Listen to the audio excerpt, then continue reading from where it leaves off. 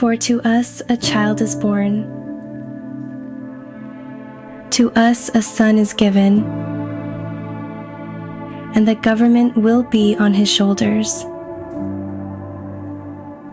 And he will be called Wonderful Counselor, Mighty God, Everlasting Father, Prince of Peace. He will be great. His kingdom will never end, and you are to call him Jesus.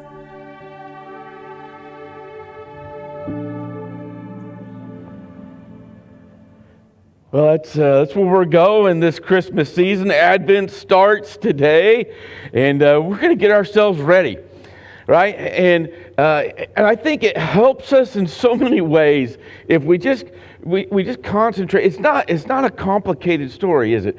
But for some of us, we have a hard time drawing away from all the fluff that this season brings. And I hope as we travel together through this simple series that we're just calling, and you will call him Jesus. That as we look, we're going to look in Isaiah at these descriptive words in which he poses that are going to be key in describing who the Savior of the world's going to be. And as we do that, I hope that we're drawn in to the reality of what we're actually getting to celebrate.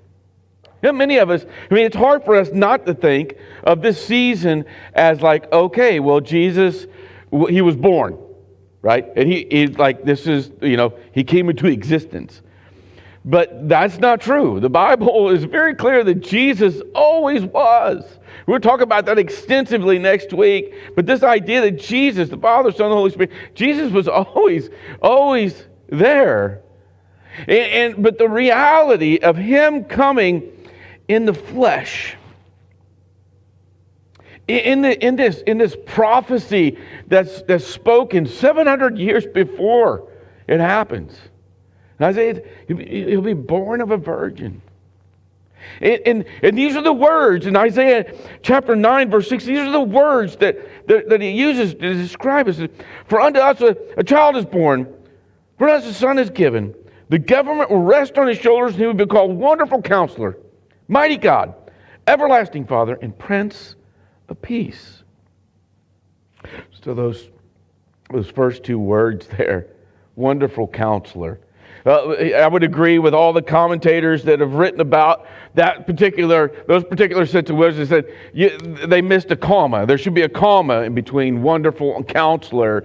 And maybe so, but it just flows really well, doesn't it? It just does. He is wonderful, and that can stand alone on its own. But he is a counselor. I don't know about you, but when I think of a counselor, I go back to when I first started in ministry. I've been doing this a long time, and I was young. I was young, and when people would come to me for counsel, I was like, I don't know that I have much wisdom to share with anybody, right? But they would still come. And so in my infinite knowledge of what this was supposed to look like, I would listen, right? And the whole idea is to get to the core of the issue, right? I would listen, and then I would give them a list of things to do, all right? And which was fine. Most of them walked away kind of like, okay, I'll give that a try. Until a couple of weeks later, they came back and hey, you got anything else? I tried that. Didn't work, And it's like, I got nothing else for you. But thank goodness, we have a counselor, a wonderful counselor found in Jesus that is, he doesn't give us a list of things to do. It's not about that at all. He came to be something. See, he knew the core issue. And as Isaiah, context is everything. As Isaiah writes this chapter 9, as he speaks the very words in which were given him, he's a prophet. He's a mouthpiece of God. And And as I've said this before, I think, when we have to look back at the previous chapters and verses, and we get, Isaiah 7 and 8 are it is not good for God's people. It is a tough, dark, hard, lonely time. The kingdom is divided now. At this time, we have a northern kingdom and a southern kingdom. The northern kingdom has already drifted from God, and God has already allowed the Assyrians to come and take them over. And the southern kingdom now, it's that God has His hand raised. It's like, hey, if you don't listen, I'm going to straighten you out, right? And they're looking at what has happened and what is at their doorstep, and there's fear and a terrible darkness that's on their doorstep. And I don't know what you're traveling through. If you're not traveling through an Isaiah 7 and 8 chapter moment in your life, you will, or you have. Maybe you're there right now. And a lot of the time, we got the chapters and verse divisions a little off, and this is the case. And so, just for context and really clarity, I'm gonna go back to chapter 8 and read the last verse. I think it's important for us to grasp. It says, "Then they will look toward the earth and see only distress, darkness, fear, and gloom. They will be thrust into utter darkness." That should be part of chapter 9. I really think so, because the next word is important. It says, nevertheless. So I tell you, wherever you're at, maybe you're not living in that chapter 7, chapter 8 point of your life. Maybe you are. Maybe things are good, but nevertheless, take this into account. Isaiah says there will be no more gloom for those who are in distress.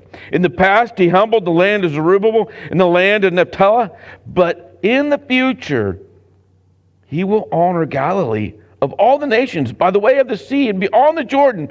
The people walking in darkness have seen a great light. For those living in the land of the deep darkness, a light has dawned. You have enlarged the nation and increased their joy. They rejoice before you as people rejoice at the harvest, as warriors rejoice when they're dividing the plunder, as in the days of Midian's defeat. You have shattered the yoke that burdens them, the bar across their shoulder, the rod of their oppressors. Even warriors' boots used in battle, and every garment rolled in blood has been destined for burning, will be the fuel for the fire. And here it is. For us, a child is born. For us, a son is given. The government will rest on His shoulders, and He will be called Wonderful Counselor, Mighty God, Everlasting Father, Prince of Peace. Of the greatness of His government and peace, there will be no end. See, that's a big, huge promise.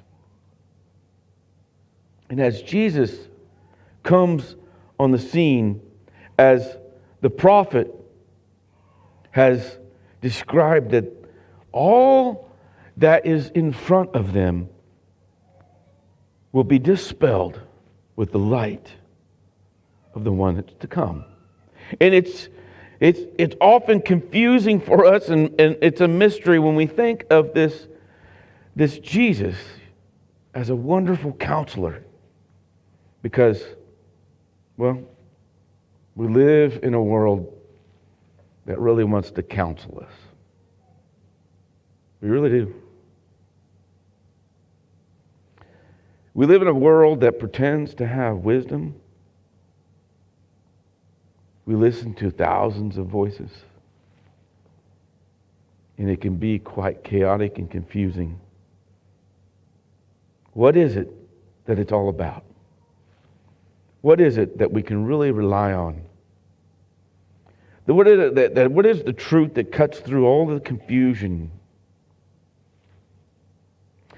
Well, it's a wonderful counselor.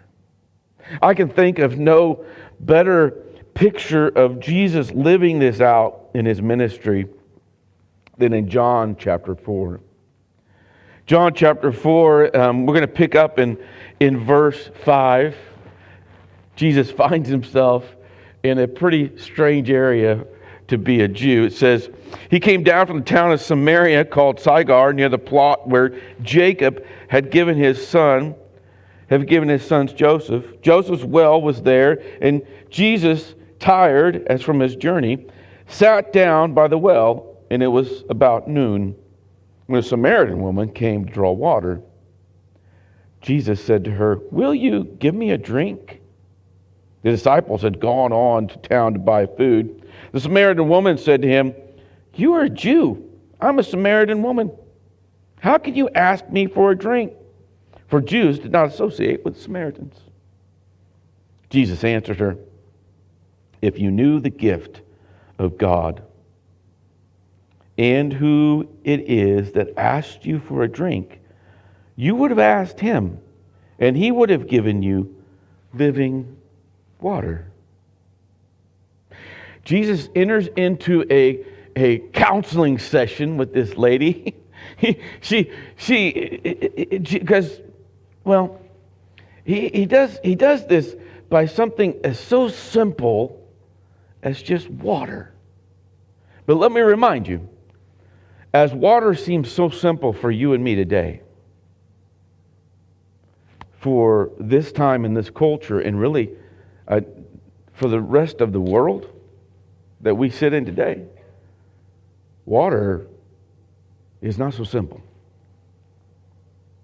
Like this lady would have spent her whole morning figuring out how she's going to get water to where it needs to be.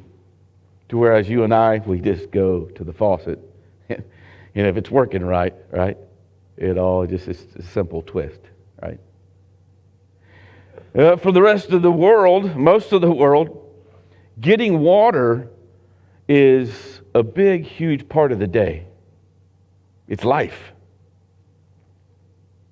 And Jesus comes and he intentionally engages this woman as he is a wonderful counselor. And he simply asks and makes these simple statements. And she says, "Sir," the woman said, "you have nothing to draw with, and the well is deep. Where can you get this living water? Are you greater than our father Jacob, who gave us this well and drank from it himself, as also did his sons and his livestock?" Jesus answered, "Everyone who drinks from this water will be thirsty again." Again, the conversation sounds pretty simple, doesn't it?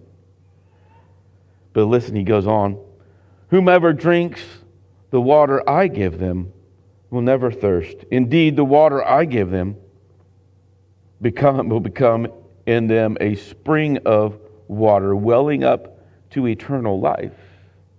And now, Jesus is getting to the core of the problem because he already knows. Whether you realize it or not, he already knows your problem, the core of it. And being the wonderful counselor that he is, he offers us all something. And now he has the woman's attention. The woman said to him, "Sir, give me this water so that I won't get thirsty and have to keep coming here to draw water." See, the problem wasn't just drawing the water. It wasn't just getting the water and bringing it back. It was her life. It was pretty messed up. You see, Jesus already knows that. And so, as he asks these key questions, and as she responds, she's all in. She's like, "Okay, if you're selling something, I'm buying. Because I don't want to have to make this trip of shame every day at noon, because she would have walked alone, as the rest of all of her town would have went together in the morning. Maybe you find yourself walking alone.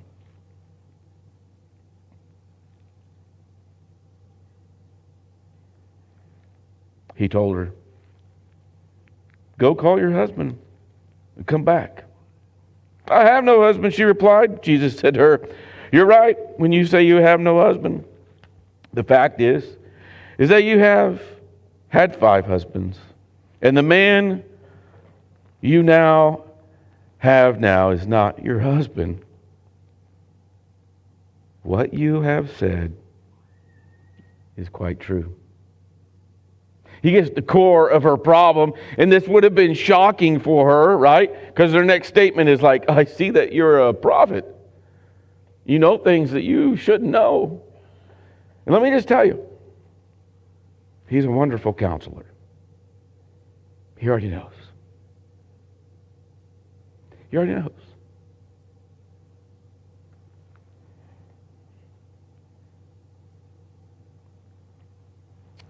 "Sir," the woman said, "I see that you're a prophet."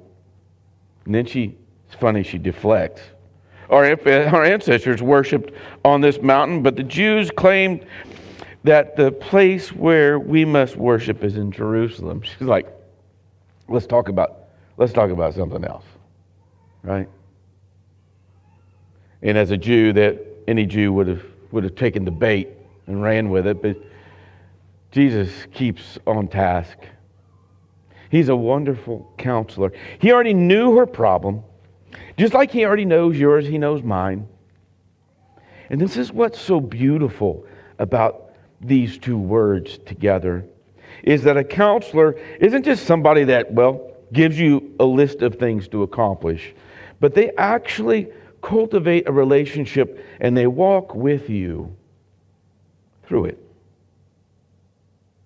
You see, the question is, and I love what Isaiah 65 said. It says this: "Before they call, I will answer. While they are still speaking, I will hear." Jesus already knows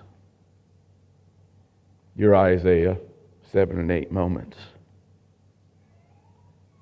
And I think it's fascinating when we look through. I had the opportunity to look through lots of profiles of people who applied for our ministry position when we hired our discipleship minister. And it was always interesting when you got down to the portion of the profile and it was work experience.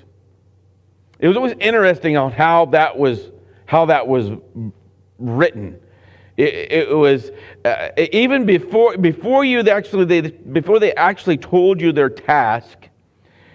They wanted to make sure that you understood that they did it amazingly, that they were overqualified for whatever it is that you needed. And so I looked up online some responses that have come back from. These have all been people who have applied for jobs at Chick-fil-A.